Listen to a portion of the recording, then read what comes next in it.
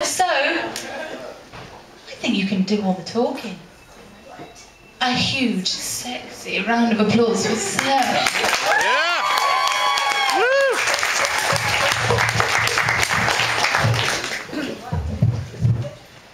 Well, I didn't know I'd be followed up with spam, so how that was. So, my name is Sarah Dorrant, and what I'm just going to be talking to you about is what it's been like for me as a Canadian to be living in England for the past year and a half. So, I moved here a year and a half ago because I'd come here several times when I was younger, and my father's English. And I'd always been so amazed and impressed by beautiful, picturesque, traditional England. Because my father had taken me to places like Harrogate and York, and what other gorgeous places like Bath. And so this is what I thought all of England was like, and what all English people were like. I thought you were all like Colin Firth, like Hugh Grant. So, you can imagine that when I arrived, how surprised I was. First of all, there's no English people in London! Second of all, nobody talks like Colin Firth. And what is this? Internet. I've never heard that before. So what I learned early on in being here, and I'm still learning it, but it's hard, is this Canadian enthusiasm that I've got isn't such a hit over here. So, especially, I mean, I've gotten a lot better, but when I first got here, I'd be walking up to people and saying things like, "Oh my God, look at that Tudor building! It's so beautiful!" And then I'd sit next to someone on the tube, and I'd be like, "Hi! I'm Canadian. I just love your accent. Where are you from? Oh, Birmingham? I bet it's really beautiful there."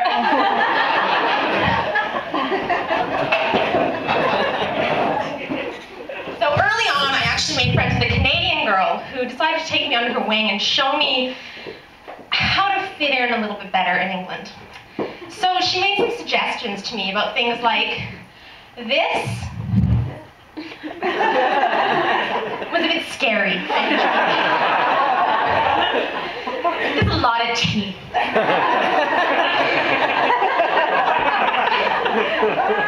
She explained to me that English people actually, when they talk, they don't use the muscles in their face.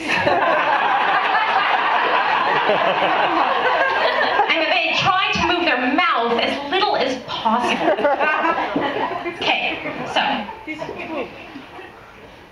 I'm having a nice time. Wait, no, that's not right. I'm having not a bad time. She also explained to me that I shouldn't touch English people as much as I want. I just love hugging people.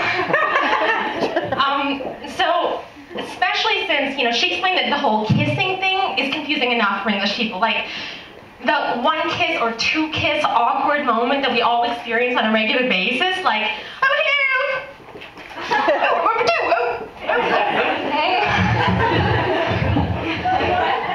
So, but I didn't listen. I thought we should do more full body stuff. So, I remember I saw an old family friend of mine near when I first arrived. And I just instinctively saw her. I was so happy to see her. And I leapt at her, wanting to give her a big embrace. And you know what happened? Rigor mortis set in. I got what I now call the British corpse hug. We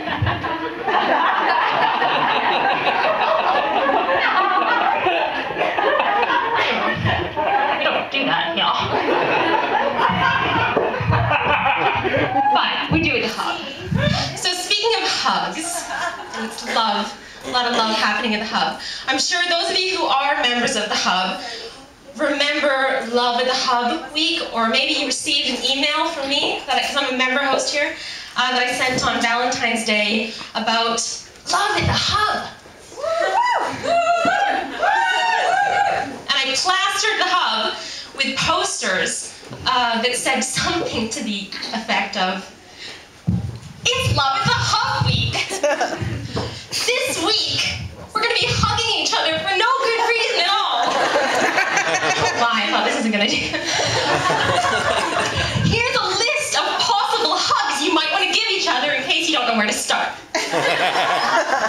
In the list of, actually the list is still up there. In the list of hugs were things like bear hug, airport hug, hug you haven't, hug to give someone you haven't seen in 10 years, awkward hug, drunken hug.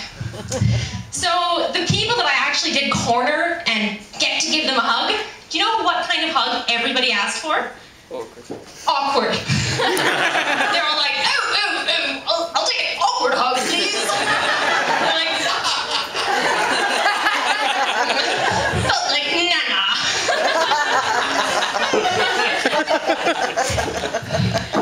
Oh, and I forgot to tell you about what it was like finding a flat here when I first moved here. Okay, so I was still wide-eyed and wanting to live with England, really get to know the natives. So I went online and I thought, how hard could it be? I'll just find some flatmates. But again, I was reminded by the fact that there are no English people in London! Where are you people hiding?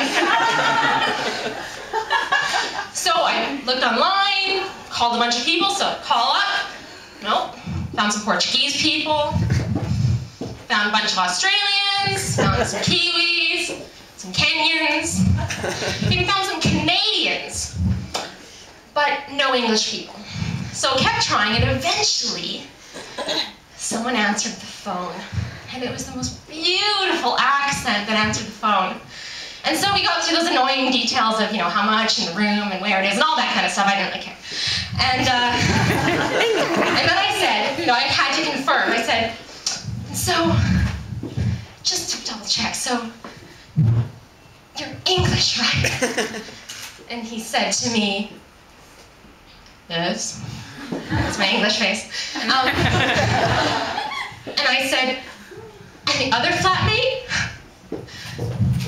Is he English too? And now, at this point, my flatmate, who's now my flatmate, was getting a bit concerned because he thought that I was asking because I was racist. I didn't want to live with colored people. And he said, well, we are British Asian. And I said, I don't care if you're green, I just want you to have English accent. So, I don't know why, but he let me move in.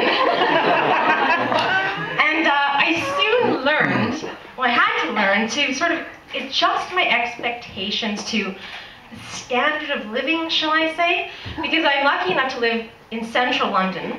And I'm from Canada, where everything is new and really clean, and we renovate everything every 5 years. And it's not like that here, and especially not like that in an affordable flat in central London. So I've had to really come to realize that happiness isn't necessarily about meeting expectations. It's about adjusting expectations. So I've learned to be really happy in my flat. But I'll just kind of explain to you what my flat's like and then sort of how I've had to adjust to look at it. So I live in former council housing. And as I approach my flat every day, there's usually a bunch of hoodies standing outside the main door smoking weed. And they're actually quite polite. They often open the door for me. So how do I choose to think of it? I have a bellman. Thank you, Giles. As I walk into the flat, the first door on the left is the door of the resident drug dealer in the building. There's a Boots in my building. It's so convenient. Then as I go up one level is the door of the man in the building who is in the process of going through a sex change operation. So actually, I'm sorry, she, and she's hilarious. Her name's Linda, and she loves coming out for dinner, and she loves telling us the progress of the vagina that she has on order. Seriously. And I once said to her, I said, so are you dating right now? And she said with all seriousness, she said, I'm not dating until my vagina arrives. And she loves getting my male flatmates to feel her breasts as they're growing. They love that. So the positive side of that, well, it's hugely entertaining, who are we kidding? Was there a negative to that?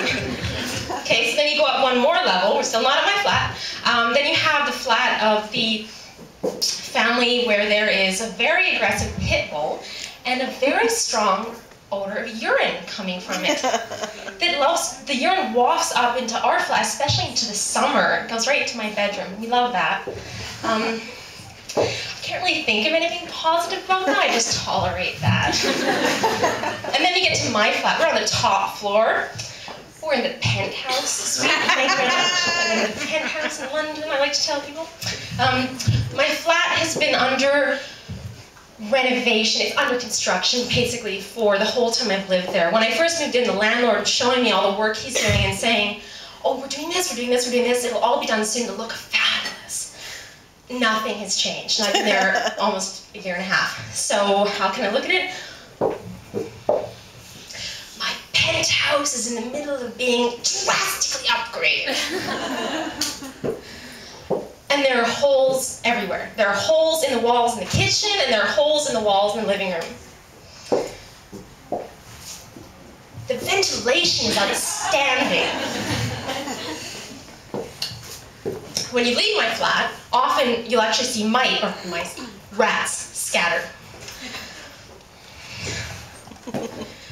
They're the most adorable little gray squirrels outside of my flat. The poor little darlings must be not feeling very well because all their fluffy tails have lost their hair. So there you have it. So my life in London has been not exactly as I expected it to be, and yet I'm really happy here. So I'm still enthusiastic, but not as enthusiastic as I was a year and a half ago. Don't you worry. Give me a couple of decades in England and I'm sure you'll squash that right out of me. So until then, who needs a hug?